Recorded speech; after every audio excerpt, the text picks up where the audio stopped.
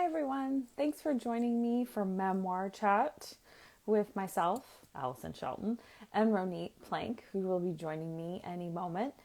Today, we're planning to talk about what to do when your memoir changes paths. When you've been writing one book and you've been feeling like pretty satisfied with yourself, like, oh yeah, this is going well and I'm proud of this. And then you get some feedback that makes you rethink your approach. Like, how do you feel? And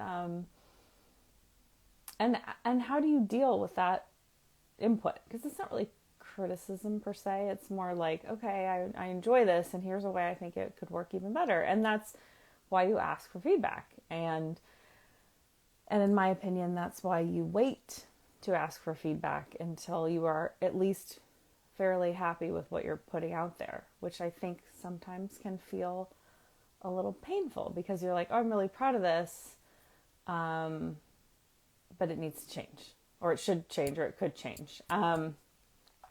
So I think that's part of the reason there's a temptation to share things. Hello, Hi, girl. How's how it are you? going? Good. How are you? I'm good. I'm here. It seems very busy right now. Are you also very busy right now? Busy this morning. Busy this morning. A mad dash to get kids to school and Mm-hmm. pick up the house and get ready for Shabbat. And then I am Yeah. going to do some errands and meet an old friend actually, and then do some more errands. So yeah, busy, busy. Yeah, busy, but not I not mean, it's bad good busy. to be, no, it's busy with good things. Like, Yeah. I'm not complaining. It's just like, oh, it's feels like life is very full right now in a Yeah. good way, Well, but isn't it still. also, does it have to do a little bit with the holidays coming up soon Sure. and that mad dash for the kids to be done with their semesters and all that? I think, yeah. And it's Are just you also, on with your writing program, are you getting to a place where you have to put in a whole bunch of I pages? Is just did that that, which is part of the part reason of why that you feel I that had the way? experience of having redirection, which is what I was talking about, like what we're going to Mm, talk about today, hmm. is potentially what happens when you get feedback that sort of puts you on a different path. Yeah, well, let's go for it. Do you want to talk about it? Because Yeah. you've alluded to it and it seems like Hmm. this is recent. Yes, it's like this Yes. week.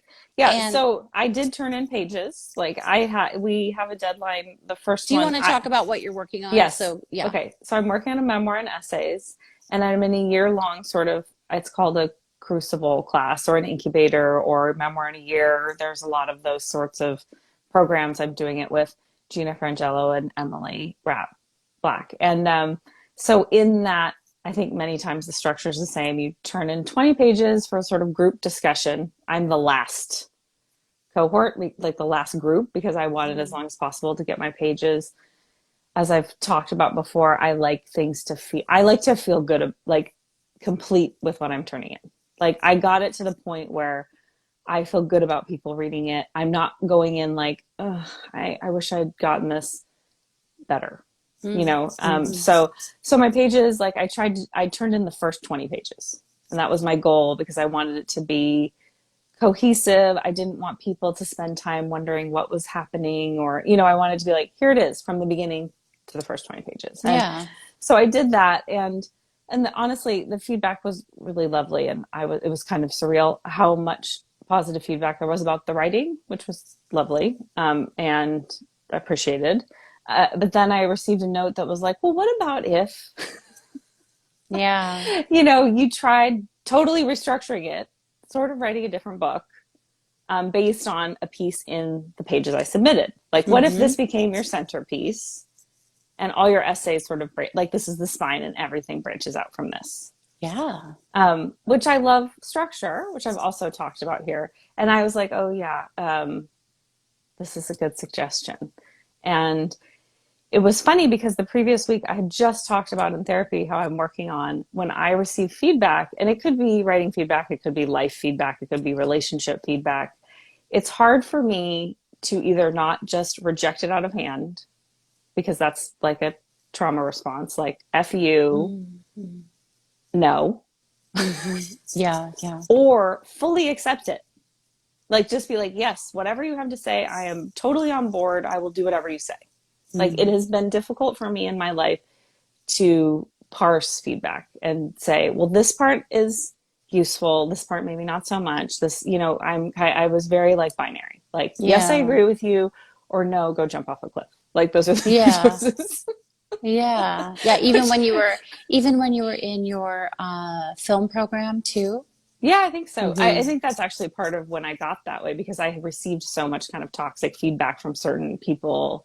Because I just read the book Hysterical by Alyssa Bassist, and I highly recommend it. And she talks a lot about she received an MFA and some feedback she received from her cohort of mostly white men who were just like, "Ugh," this is like they retitled one of her pieces, How to Make a Guy Cringe. Like that was Oh, one of their suggested titles oh yeah. because she was That's talking really about rape. Um, Jesus. right. Was this an MFA program of recent years or was it? I think it was probably about 10 years ago. That Yeah. was my vibe because the piece she then did end up uh, publishing that piece Yeah. about 10 years ago. Hmm.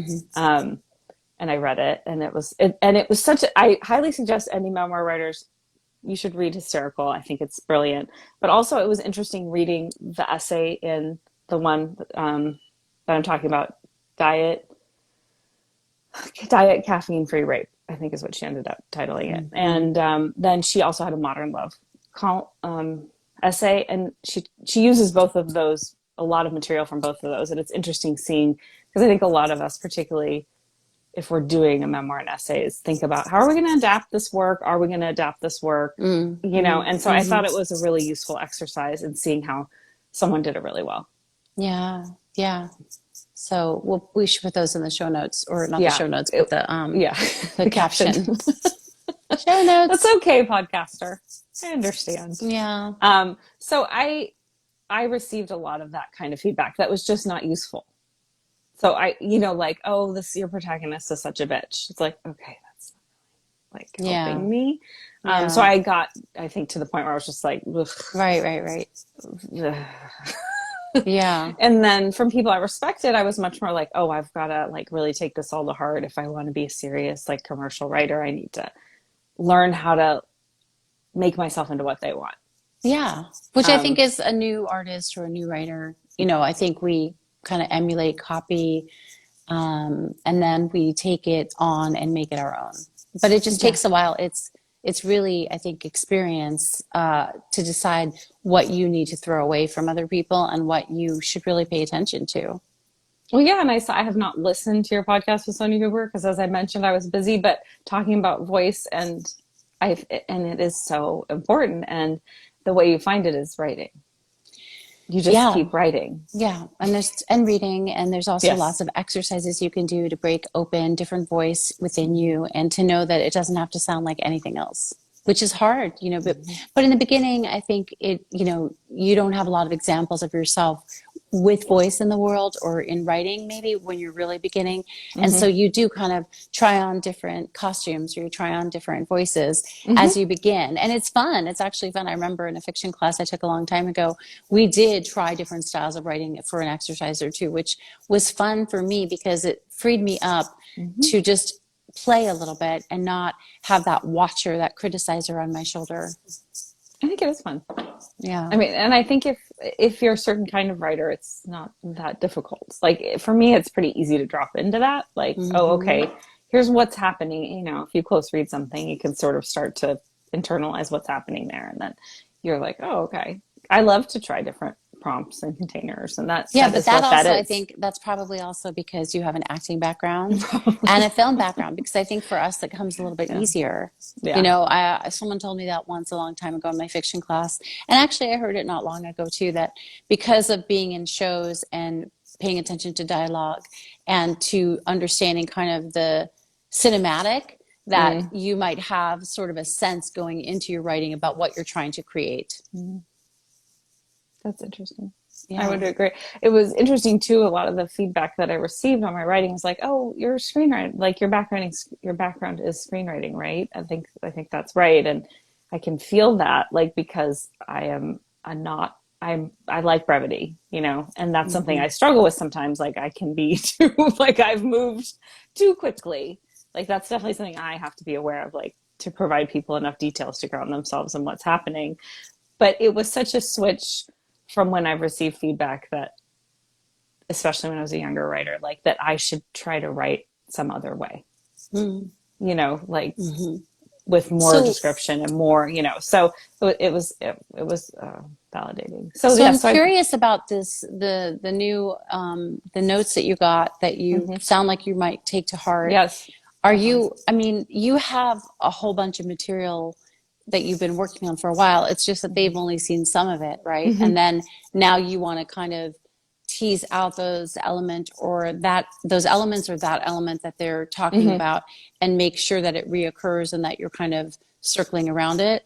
Yeah, yeah, Yeah. and I mean, it will be right. It'll be interesting because I feel like it is a good. The thing that I was proud of myself that I did was I just kind of sat with it, saw how I felt about it, thanked everyone for their feedback, Yeah. and and was grateful for their feedback. Like it wasn't insincere, like thanks for your feedback, it was like truly thank you for your Yeah, yeah, feedback. yeah, yeah. But then Because I that's just what kind you're of there sat with for. it, right? Yeah. Like why else are you there? And it is a very encouraging space, So, um, and just sat with it, like, oh, how do I feel about this? And if in the end I feel good about it, I think it's probably a good first book. It's a better first book. It probably makes more Hmm. sense for me and how people are aware of me and what I'm doing. So it's a better choice. And it's like, oh, having two book ideas or three book ideas is not a bad thing. Yeah, You know, that's true. um, it's good to and it was funny because Amanda Montell, who wrote Cultish and Word Slut, books that I love. Um, I went to like a Zoom thing with her, and she said in that she's now working on her third book, and it was the first book that she wanted to write. But she couldn't sell that book. She could sell Word Slut and Cultish because she's a linguist, Mm. and they were more research based books, and that's more what people wanted to see from her. Where this third book is more straight memoir, and she was like, you got to be willing to write the book they want to buy. Yeah, that's right. And there are a lot of ways to be a writer. I was Yeah. just talking to Lori Tharps, who's coming on. She's a writer and a memoir teacher, and she lives in Spain now. And she is going to be on the show in January. And she's actually creating a website and a new podcast called Read, Write, and Create. And it's Mm-hmm. actually to help BIPOC writers in particular access their creativity and their time to write and make what they want to see in the world. And she's done a lot of different things. She's written some nonfiction books like about the history of Black hair in America, and Mm-hmm. she wrote a memoir called Kinky Gazpacho about being Black in Spain. And because she's got a Black Spanish family, her husband is Spanish, Mm-hmm. and she also has a novel, and she also has another nonfiction book, and she ghostwrites a little bit for Mm-hmm. income. And so and she used to work for Vibe and Entertainment Weekly as a writer, as Mm-hmm. well as other places. And Mm-hmm. so she really has made a living and a life out of writing in so many different ways. And we all Yeah. have lots of different books in us. I mean, I have Yeah. a short story collection coming out. I've got the memoir, and then I've got another book I'm working on, and then another one that I'm not sure. I mean, of course, right now it's been a really busy production time for me Yeah. because of the season 2 of the Yeah. podcast. But I think I said this last time, I'm eager. I'm almost done with reading I have like 3 more books to read for the podcast and probably like 3 more interviews to do. But then I have like, over 20 episodes to drop. Wow. And I that's for didn't lots. realize that your Yeah, it's second longer. So season, that is yeah, much longer, wasn't it? yeah. What was the first season? 8? The first season of Let's Talk Memoir was 15 Oh, was it episodes. really? Hmm. And then this one, Sorry, Ronit. no, that's fine. There was a whole bunch of, there was some really nice response, and people actually like coming to me to To introduce be a other part of writers it. to me. Well, Mm-hmm. to introduce writers to me that they thought would be good to be on it and asking for more. And Mm-hmm. so it's definitely going to run until April. Mm-hmm. And then I'll probably take another break and then see what's happening. But so it's been a really fun, like juicy reading time, which is Mm-hmm. good because I feel like that's like also vitamins for my work and writing. Oh, But definitely. then I'm excited in December to sort of go down into my little burrow And, just write a whole bunch, all the different things that have been waiting for me. And I guess what I'm saying is like, it's easy to get very tense, or it's easy for me to fall into the Western thought of, I've got to Hmm. get this out, I've got to get this out.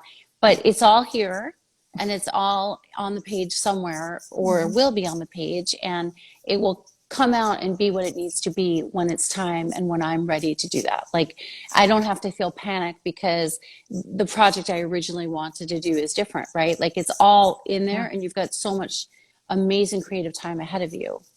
I agree. And I read some, I don't know who said it, but like I try not to worry about writing every day. I just, if I think about it, I feel like that checks the box. And I thought that was a nice, like, Oh if you're yeah. just making space in your life for I your absolutely creative feel that life, way. I like, absolutely feel that way. I feel like, I mean, look, if I don't do anything for a year and just go watch opera or just go watch ballet, like I still think that's helping the ruminating machine. mhm, I tend to feel better if and really like being on the train in New York and, yeah. walking around the streets where I used to live in New York was really generative for me also. Like I was writing on the plane back about what I saw and what I was feeling. And so I feel like we're like it's all helpful, and we all have different tempos in our life and different commitments, and some, like there's a season for everything. I agree. I mean, and also it's about Sorry. your own personal like Sorry. happiness. Because in the end, I was just saying this. I did a poem yesterday and I was talking about like in the end, that's my goal. I don't have a vision board. We were talking about vision boards because no shade on vision boards. If you have one, it works for you, great. But for me, I know myself and I know if I have hard goals like a vision board, I will get consumed with them, even if it is not making me happy. Mm, The day to yeah. day pursuit of that thing. Yeah. So my goals are more like take care of myself, be happy, like Yes. because I can get obsessed with specific goals to Yes. my detriment. So, Yeah. I Yeah. have Like to I know that know about myself. it's important to not be rigid, but it's also important not to be rigid about not being rigid.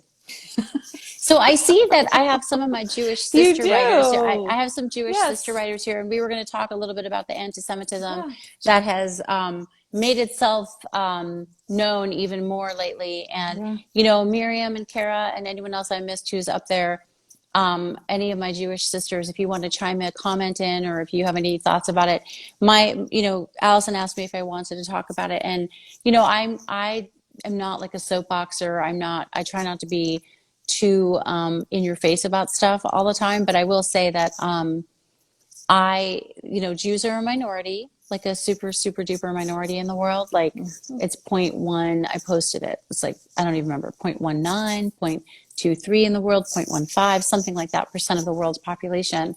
And the systemic and long standing anti-Semitism that's been called upon by lots of cultures and societies historically is really funny and sad, and you can count on it. Like you can count on You definitely can. anti-Semitism. You Yeah. definitely can. Yeah. It's And so, astonishing, really. It's like, oh, this mm-hmm, old saw. Like, I mean, mm-hmm. truly, I saw some criticism or cultural criticism of Kanye, and it was like, could you do something more original? Like, this is so, like, we're going to fall back on this again. And I feel so much empathy. Like, it must be exhausting. Well, it was also interesting. I will tell you this. So I did not watch the monologue that Dave Chappelle did for I didn't SNL. either. My husband sent it to me to watch it, and then in the car ride with two of my friends who are a couple who are Jewish, that I was being driven to New Jersey on Sunday, and he was talking about how he'd seen it, and he sort of braced himself. Because he wasn't sure which direction Dave Chappelle was going to go. And I do need to Hmm. watch it. As of now, I'm speaking without being fully informed about it. But I think that I think that my friend felt that he was walking a line and wasn't exactly disavowing anti-Semitism as much as saying, if you're going to be that way, just keep it quieter. It was like the joke, like, don't say that Hmm. so loud. And also the other thing that I want to mention is my friend was cringing and worrying that Dave Chappelle was going to say two words next to each other, and he was worried about it. And then Dave Chappelle did it, which was, quote, the Jews. Mm-hmm. And my friend's husband didn't really appreciate that. And I do want to say there's also a debate, and this is a small section of this, between like, do you want to be called a Jew or Jewish? And growing up, I always just wanted to be called Jewish because I felt like calling me a Jew sort of made me feel more ostracized or othered. Mm-hmm. But there is an idea that you can call people a Jew too. Like you can say like, I'm a Jew. Like, why do you have to say, like you would say, I'm a Christian, you know what I mean? I'm a Buddhist. So why can't I say I'm a Jew? Right. And it doesn't have to be derogatory. Right. Although I still have to say that if someone said to me, are you a Jew? I would feel a little worried, which is very strange. Like, I mean, I'm still trying to figure out the semantics of it, but essentially, the one point I want to come across, which I wrote in a post a couple of weeks ago, is just that this conspiracy theory that the Jews run everything and that we run Hollywood and we run media and that we have horns and that it's all been like a big control thing is a very like self-confirming conspiracy theory. Because when Kanye says, for example, and I'm taking this from an Atlantic article, when Kanye says the Jews run everything, I'm going to get canceled, or you'll see like, I can't say anything because the Jews are in charge. And then Jews get mad and other people stand up for them and are their allies and change the behavior, maybe tell Kanye he can't do that, release him from contracts, etc. Then he or anyone else who's anti-Semitic can point and say, you see, the Jews did this. I told you they were in control. So how does a Jew win? Right? Like if we defend ourselves, then we get to prove that the thing that you say about us is true. Yeah. So that's my little soapbox that I said I wouldn't go on.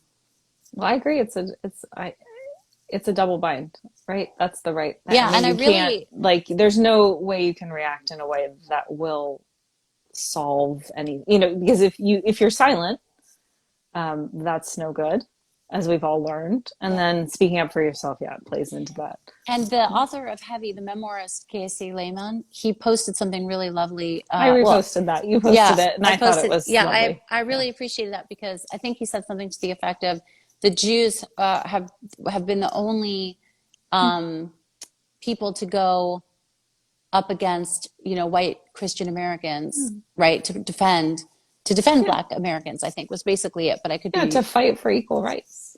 Like they were the ones fighting for rights in the South. Yeah, yeah. He was My father basically was saying down this there. is the group of people who have been there for us. So why is this? Why are these? Yeah, it's our kind enemies, of interesting. And quote, I know unquote. things are complex, but my father went to Mississippi and he was trying to get people signed up to vote, and he actually was jailed in Mississippi in the 60s. So, and he's actually writing a play about it too. Oh, that's good. Yeah. So yeah, I think. Yeah, I'm glad you said something because I felt like I asked you because I just didn't. I feel like it's in the public consciousness right now, and I feel like sometimes not saying anything, like not acknowledging something, it just doesn't feel right. And I just and I like I said, I try not to be pushy. I'm not like I don't find you pushy at all. Yeah, like in general, like I thank you. Like I try not to be like everyone should do this or everyone should try this or I tried this thing and it's amazing and you should do it too. I'm very open-ended, especially with my advice for memoirists and stuff. Yeah. But with this, I feel like okay, it's like I woke up and I'm using this burrowing, this kind of like warren, this den analogy of being a rabbit or like a fox, like in my underground area. And I'm like, okay, it's time to rise from the earth and make myself known and say, look, I'm a Jewish woman. I create this stuff in the world. I'm a mom. I'm a wife. I'm a writer. I'm a teacher. And I'm normal. And I'm like someone you might know. And guess what? I'm Jewish. Yeah.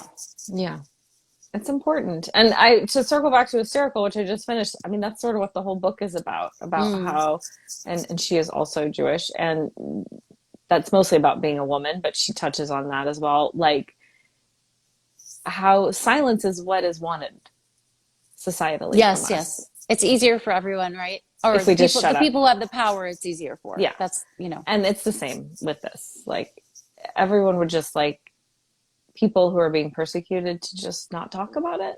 Yeah. Because it makes them uncomfortable. And it's just like, well, but imagine how uncomfortable it is for the people being persecuted. much Yes. more uncomfortable than whatever this conversation is about. So You it's know, it was just, interesting. I went to there's this Holocaust Center for Humanity here in Seattle, and mm, they run a conference, or rather a luncheon called Voices for Humanity, where they raise money. But they send people out, educators out to different areas of Washington where people may not have heard of the Holocaust, or where there is anti-Semitism or there is racism. And so I went to this luncheon, and they went to this school in Battleground, Washington. I saw a video of their visit where they were driving around with Confederate flags. Like yeah, the trucks in Battleground, Washington were driving around with Confederate flags, and a lot of them had never even heard of the Holocaust. And the Holocaust Center, you know, they're talking about the Holocaust, but they're using it as a way to jump off into tolerance and acceptance and rights for everyone. Just yes, about, you know, fomenting hate is going to like yes, come back at you, right? yes, So anyway, I thought that was important. It's more than just the Jews, right? So even if you can't get yes, behind, you know, Jews don't need my help, people in Ukraine need my help, or, you know, Jews don't need my help. There are plenty of other populations who need my help. It's really all going to go into the entire improvement of our world if we all support each other and fight against racism and anti-Semitism and bigotry. yes, But we know that. yes. Yes, Yeah. but it's important to be reminded there are people who don't know what the Holocaust is, which is just mind blowing. Yeah. Yeah. Every time I hear that, I'm like, Yeah. how? Yeah, I know, I know, I know. But you know what Stunning. though? But I didn't know what the Armenian genocide was until I moved to LA and Yes, saw my friends play. yes, I didn't even I'd never heard of it. So it, you know, it's yeah, conceivable. I mean, hard to yes, understand, but I want to ask you, because I know we only have a couple more minutes left. yeah. What are you going to do now? Are you going to work straight through these pages with this new note, or are you going to rest a little bit for a couple of weeks and then go back? I think that's the plan, especially with the holiday. It worked out nicely, but I was also working on a couple flash pieces. So I was like, oh, this is a nice kind of palette cleanser. And just to kind of let it, like I was saying, to kind of just sit with it and let it settle. And then to come back, I agree. Well said, Ronit. Thank you. Um, and to come back with excitement. You know, I think it's important. It was funny because you part of this course. Then I have calls with Gina and Emily, and I asked Emily, "What do you do when you don't want to write? Like Mm, you're just like, what? Who cares?" Because mm, sometimes I just mhm, feel like, who cares? mhm, And she's like, mhm, "Oh, I don't. mhm. You know, I just read, or like you were talking about." Doing some other thing. And sometimes I will just write anyway, because I will remind myself that a first draft is better than no draft. And even if I think it's kind of garbage, it's usually not when I go back and look at it when I'm having a better day. Um, so I think those are both good options. And yeah, I had an acceptance this week that I'm very excited Oh, about. So that was fun.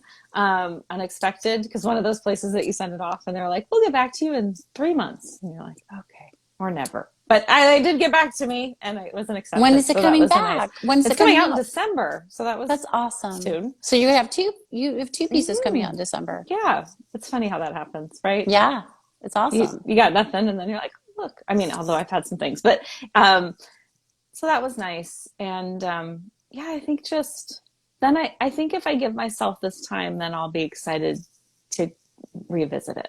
And Yeah. I was grateful for the feedback. So then I have 100 pages due in like 4 months. So now Oh, okay. that's my That's like, very okay, doable. yeah, Yeah. yeah.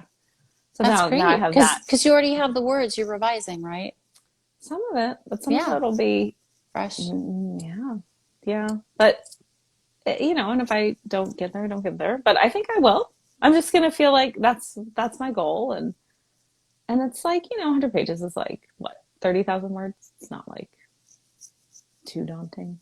Yeah. I like to think in word count. I'm that person. Pages Yeah. feels too like amorphous because when you're Yeah. typing, I can't use a tool that says I think page I like count. pages actually. I think, well, when you tell me 100 pages, I can wrap my head around that. Uh-huh. Like, you know, when you tell me 30,000 words, that sounds more daunting to me. But Mm. 100 pages, I'm like, oh yeah, I got that. Yeah. Isn't it funny how Yeah. we, yeah, because at first, I mean, this is something that I didn't know when I first started. When people talk pages, I'd think, but what is that? Mm-hmm. Like, how many words is that? How does that translate? It's not like I'm Mm-hmm. writing in book format. I Mm-hmm. needed the So, and also if you write in an unusual format, which I do oftentimes, do different like formatting or different styles or different, like I need to know how it translates or if I have illustrations or different things. Yeah. So, because I turned in my first 20 pages, but it was 30 pages, but it was the right word count. Right. Yeah, I got you. So word count is more relevant for you. Yeah. So anyway, Yeah. but any other last thoughts or anyone have a question or is there anything you'd like us to talk about next time in December? Oh my gosh, the last month of the year. It's happening, everyone. I know. 2022. I know, right? I know. It's stunning. Thank you for being here. Thank you for coming over and Yes. watching our live and share it with friends if you like it. And, you can watch it in the replay. And Hmm. yeah, thank And you, please let us know Alyson. if you have anything you want us to talk about next month because we love this excuse to get together and talk. So if we have something I know. specific to talk about, Like we could talk about anything. We're trying to make it relevant to we're other trying to make it people. directed. We're not just like, oh, how you doing? But I appreciate everything you had to say about anti-Semitism, Ronit, and I'm glad that you said something. And I stand in support of you. And I Thank you. find all of this just maddening. Yeah. And also more of the same, right? Like I just, Yes. Yes. anyway, everyone, have a very nice weekend. Take good care of Yes. yourselves. And we'll see you next month. Bye, Alyson. Bye, Ronit. Oh.